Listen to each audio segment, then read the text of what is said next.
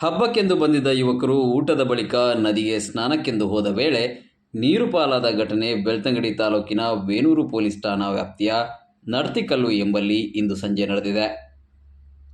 ಬೆಳ್ತಂಗಡಿ ತಾಲೂಕಿನ ಮೂಡುಕೋಡಿ ಗ್ರಾಮದ ವಾಲ್ಟರ್ ಎಂಬವರ ಮನೆಗೆ ವೇಣೂರು ಚರ್ಚ್ನ ವಾರ್ಷಿಕ ಹಬ್ಬಕ್ಕೆ ಬಂದಿದ್ದ ಕುಪ್ಪೆಪದವು ನಿವಾಸಿ ಲಾರೆನ್ಸ್, ಬೆಳ್ತಂಗಡಿ ತಾಲೂಕಿನ ಪಾರಂಕಿ ಗ್ರಾಮದ ಸೂರಜ್, ಬಂಟ್ವಾಳ ಗ್ರಾಮದ ವಗ್ಗದ ಜೈಸನ್ ಎಂಬವರು ನವೆಂಬರ್ 27ರಂದು ಊಟ ಮುಗಿಸಿ ಮೂಡುಕೋಡಿ ಗ್ರಾಮದ ನಡ್ತಿಕಲ್ಲು ಬರ್ಕಾಜೆ ಡ್ಯಾಂ ಬಳಿಯ ಏರುಗುಂಡಿಯ ಬಳಿ ಸ್ನಾನ ಮಾಡಲು ನದಿಗೆ ಇಳಿದಿದ್ದು, ಈ ವೇಳೆ ನೀರಿನ ಸೆಳೆತಕ್ಕೆ ಸಿಲುಕಿ 3 ಯುವಕರು ನೀರು ಪಾಲಾಗಿದ್ದಾರೆ.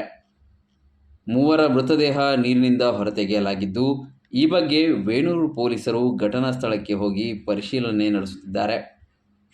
ಯುವಕರು ಮಂಗಳೂರಿನ ನರ್ಸಿಂಗ್ ಕಲಿಯುತ್ತಿರುವ ವಿದ್ಯಾರ್ಥಿಗಳಾಗಿದ್ದಾರೆ ಎಂದು ತಿಳಿದುಬಂದಿದೆ.